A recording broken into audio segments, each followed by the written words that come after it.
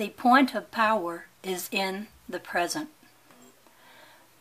This experienced present also represents your psychic touchstone to all of your other existences. You are consciously aware of certain events and unconsciously aware of much more that in one way or another you are learning to bring into conscious focus. The same applies to all of your other reincarnational selves. They are unconsciously aware of your conscious experience as you are unconsciously aware of theirs. The interaction is constant, however, and in all of your presence creative. You draw on their knowledge as they draw on yours, and this of course applies to personalities that you would consider future. You have a gigantic pool of information and experience to draw upon, but this will be utilized according to your present conscious beliefs. If you understand that the point of power is in the present, then you have an inexhaustible realm of ability and energy at your command. I'll skip on down to the next session. Good evening, Seth. Good evening. You must remember that beginnings and endings are realities only within your own system of three-dimensional life. The energy of your being exists outside of your system, however, and impinges upon it in your terms, becoming alive physically at certain points of time and space. Your own greater energy dips in and out of the space-time continuum as you understand it. As it does, its experience becomes physical. Within that system, then, it leaves a life trace. When you think in terms of reincarnation, it seems that one tracing exists before the other, but the entire chart exists at once with all the individual life tracings. Since these offshoots are life tracings, each come from your entity, they are connected psychologically and in terms of electromagnetic energy patterns. Consider this analogy. Taking it for granted that you are indeed multidimensional, you can perceive only so much of your experience at a time. Because of the characteristics of physical creaturehood, the three-dimensional system automatically specializes in before and after effects. You exist, say, in 7 different centuries at once. However, the normal experience patterns of your temporal being prevent any comprehensive view of all of those lives in certain terms. Again, what actually happens is that the energy of your being impinges, say, at 7 moment points into the three-dimensional system. At each of these points, what seems to be an isolated life is experienced. Just beyond those intersections, however, there is a more or less unitary and overall recognition of wholeness that rides above them. This represents the multidimensional entity that is both apart from and yet part of the separate life traces. You may have an existence in the 17th century, for example. To you it would appear that the life was a past one, finish. You may believe that your current existence, with all of its abilities and challenges, is the result of that past life, yet both exist at once. The 17th century is not dead. You follow a one-line pattern of history pursuing certain actions as reality, and identifying with those so completely that they are all you perceive. Other probable actions are always occurring, however, and are quite as valid as the ones which you happen to choose and thus experience. Your reincarnational selves have as many probable lives as you do. Your beliefs and actions in your present alter their experiences as each of them in their presence change yours. If you see these reincarnational selves as one entity, then this becomes quite natural. The whole self is changed by all of its comprehensions. Each portion of the entity is unique and independent, and through its own beliefs determines what it will accept in terms of influences within its immediate life situation. The great miracle, in fact, is that each consciousness, whatever its degree, is itself and no other, even while in the unending fields of interaction, it may be a portion of another, as a city is part of a state, or an individual is part of a family. In terms of personality, as you understand it, the individual chooses the abilities he or she will have and the life challenges. In the present, then, each person has unlimited opportunity to draw upon the entity's energy and the understanding and powers of all of its parts. It goes without saying that any human being possesses the latent ability shown by a great artist or athlete or statesman or philosopher. Within creaturehood, there are wide ranges of abilities. These may be seldom used, but they are there as practical ideas that can be expressed within that system. In the same way, every individual possesses the abilities of its entity in latent form. These too serve as practical ideas, but in a different kind of context, for you have other centuries to play with and many existences instead of one. You often excel in situations that utterly escape you at a physical level. These accomplishments still operate through the focus of your present, since you are physically aware of but one line of probable events, so the meaning of many dream events escapes you. But in dreams you often do work quite as valid as any performed in the day, and in the dream state you meet and interact with your own reincarnational selves. Actually, I prefer that you think of them as simultaneous selves. In the dreaming condition, there is a great interchange of information with these other portions of yourselves. Your physical brain automatically converts such data into temporal terms, so that many of your significant remembered dream experiences are already translations by the time you recall them. Otherwise, they would make no sense to you at all. In many instances, you travel outside of three-dimensional reality while dreaming, but your experiences must then be recalled in physical terms, or you would have no memory of them. Even your dreams, you see, must come through that point in the present of spirit's intersection with flesh. Dreaming does represent an open channel through which the material environment is transcended. There are as yet undiscovered, bizarre changes in the brain during certain dream states, an acceleration that quite literally propels the consciousness out of its usual space-time continuum into those other realities from which it comes. These serve as points of unity, wherein all the various simultaneous selves meet, and certain seasonal rhythms are involved here in physical terms.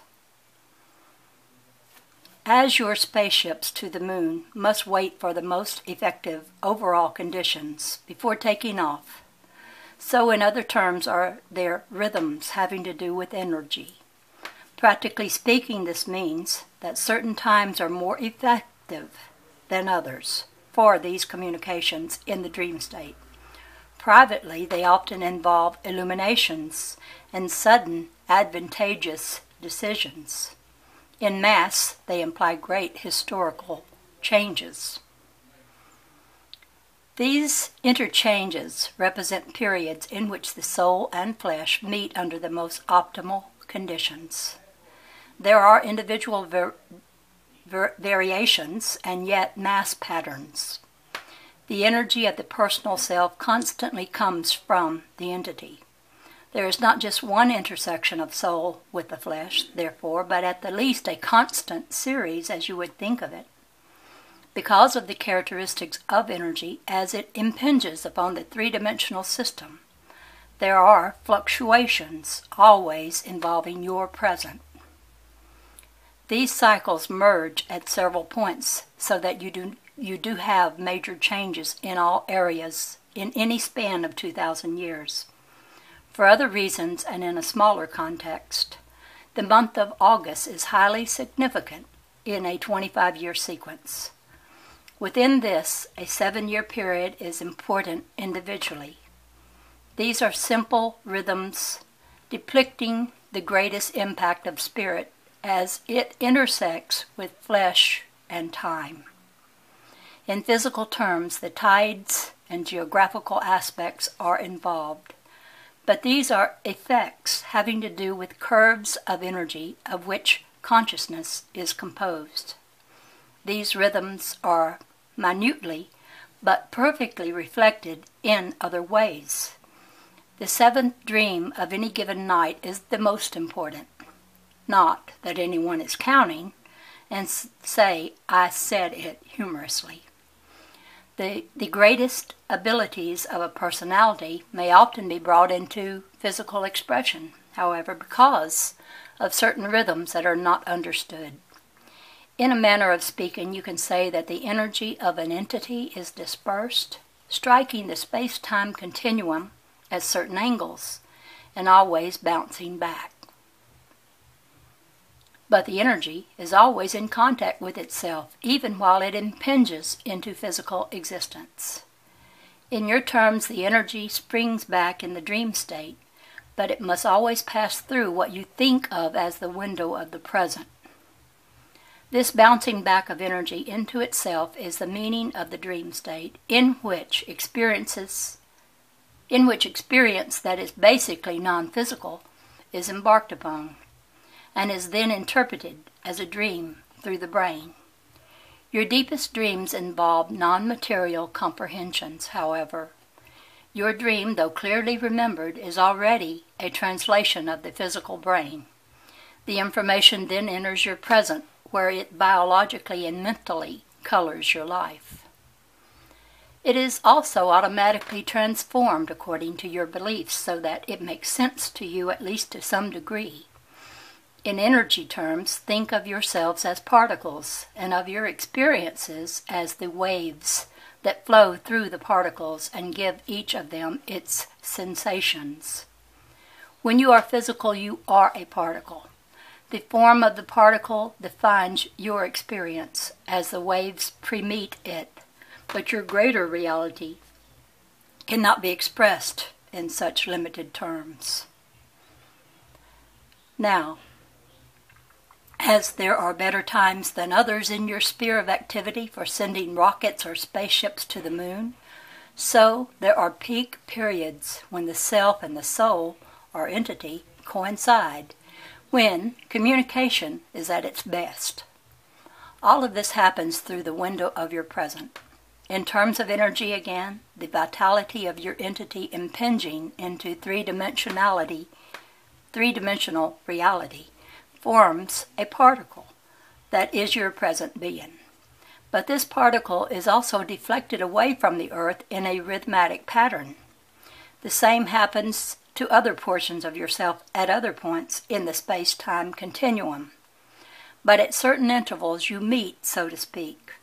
Each of your presents become charged, filled with potentiality, and your entity itself, conscious energy, is also enriched by your various experiences, by the combined and magnified power of its own past.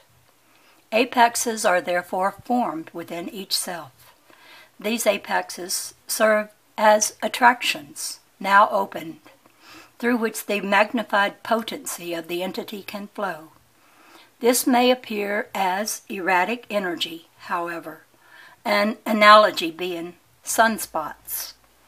Psychologically, great ferment occurs, and often the individual personalities involved organize themselves along new lines.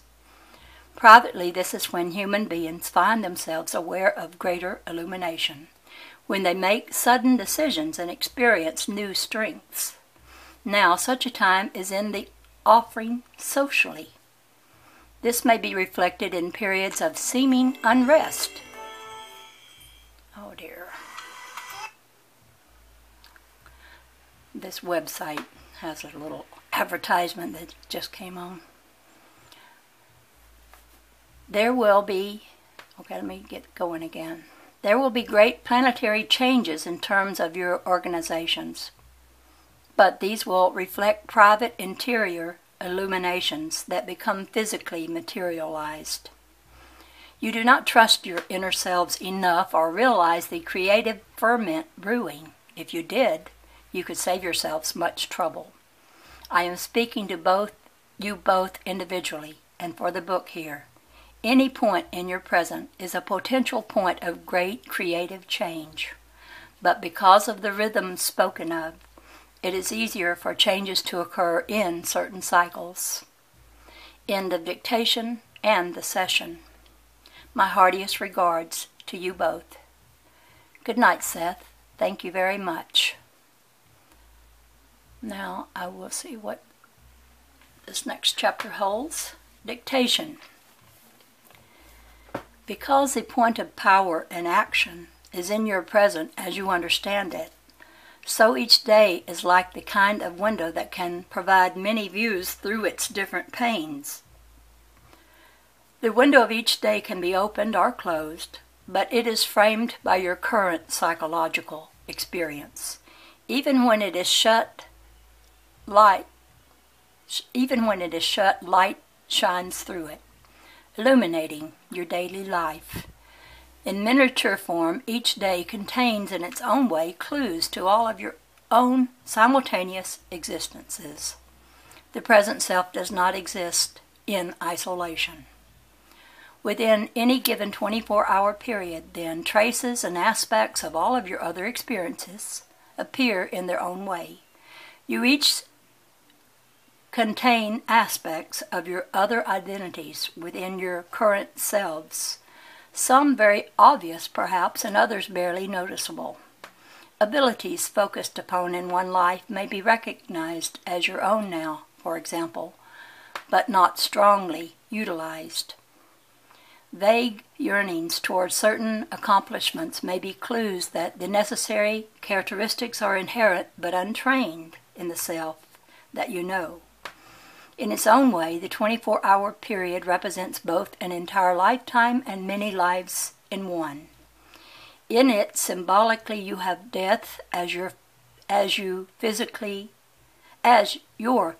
attuned consciousness comes to the end of the amount of stimuli it can comfortably handle without rest. So at your normal physical death, you come to the point where your earth-attuned consciousness can no longer handle further data without a longer rest and organize it into a creative, meaningful whole in terms of time. Each day, therefore, is an incarnation, so to speak, but not only symbolically, for through soul's intersection with the flesh, each self mirrors daily its reincarnational or simultaneous selves. The same applies on what you may think of as a more practical level, in that each day also holds within it the answers to current problems. If you are aware of a particular problem or challenge, therefore you can be assured that its solution is as much there and with you as the problem is. The solution is simply the problem's other side, upon which you may not be focusing. There will even be clear clues as to the proper direction for you to take. These will already be within your experience, but unrecognized because you are concentrating so upon the problem. This applies to any kind of dilemma. Although you are an individual and with free will, you are also part of another you. You simply do not identify with your greater self now. you have your own unique characteristics. Your greater being also possesses its own originality. Yet there will be what you may think of as a family resemblance, and so overall you and your other self often choose the same kind of challenges, if in dissimilar ways.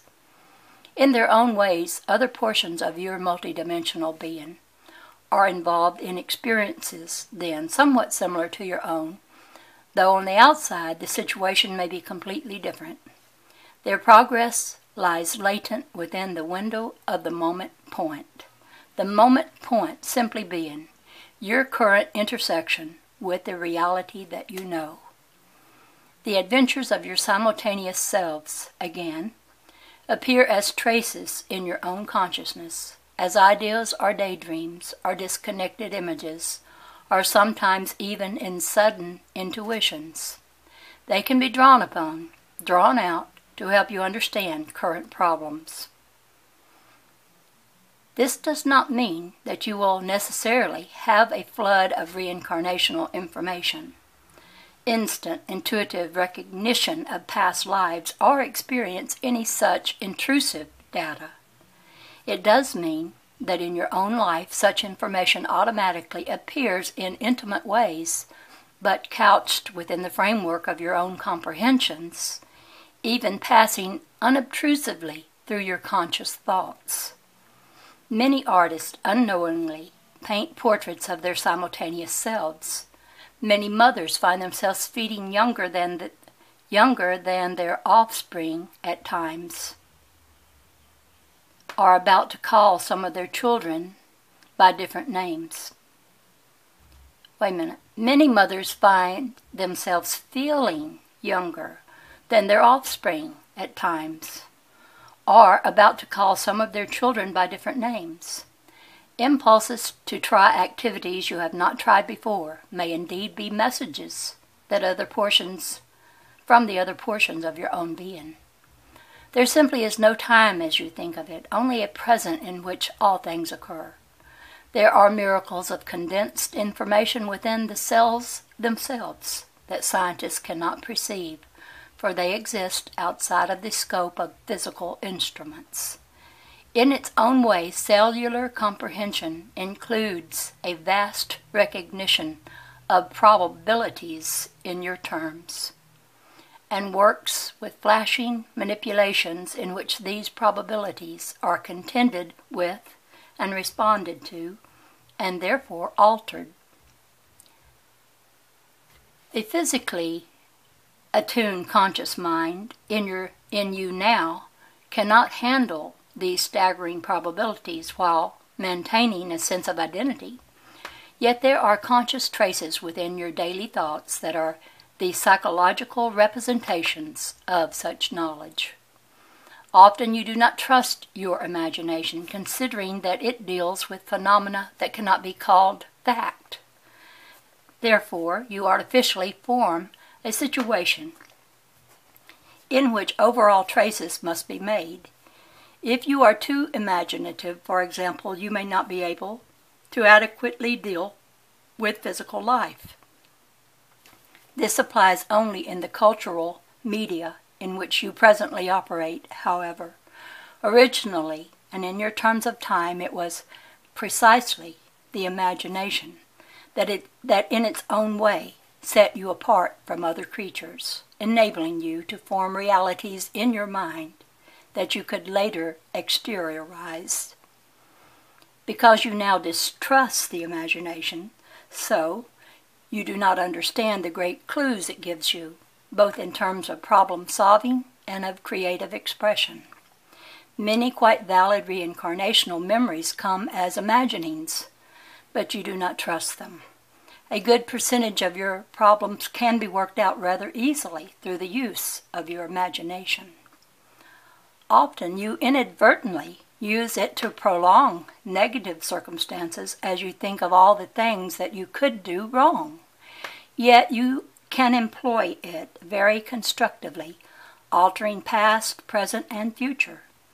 To do so in your present, freely imagine a situation in which you are happy. To begin with your imaginings may seem foolish.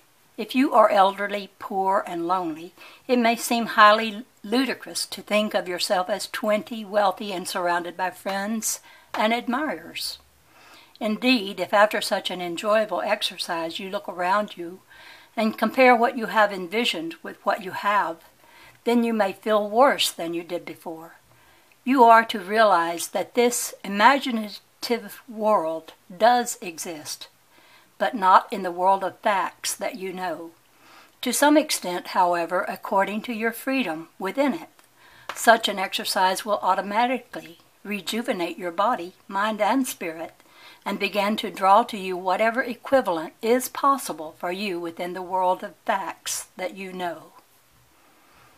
Using age as an example now, it may seem to you that you are given age, you are a given age, that within your subjective experience it must be paramount, that regardless of your age you are to some extent closed off from the experience of being any other age.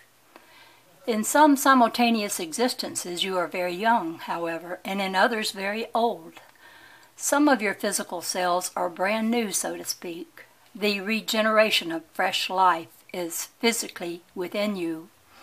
In your terms, this is true not only until your death, but even after it, when your hair and nails can still grow. Identify then with the constantly new energy alive within you in this now of your being, and realize that on all levels you are biologically and psychologically connected with that greater identity that is your own. No matter what your current situation, the answers lie within your own aspirations and abilities. Often you will hold down or inhibit certain aspects of your experience in order to use others.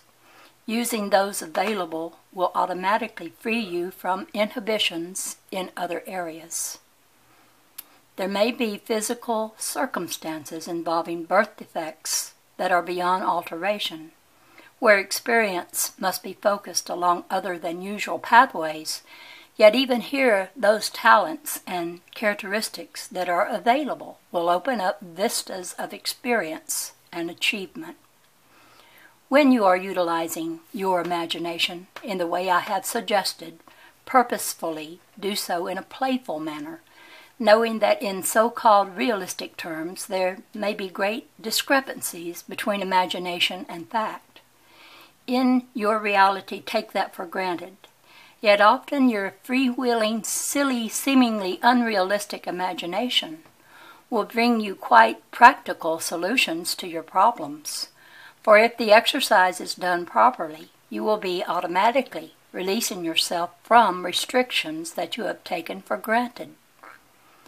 Even if a direct solution does not appear, rejuvenation will of itself begin to point you in the proper direction. If you are a woman in an unhappy marriage, for example, you may begin by imagining yourself with a fine suitor.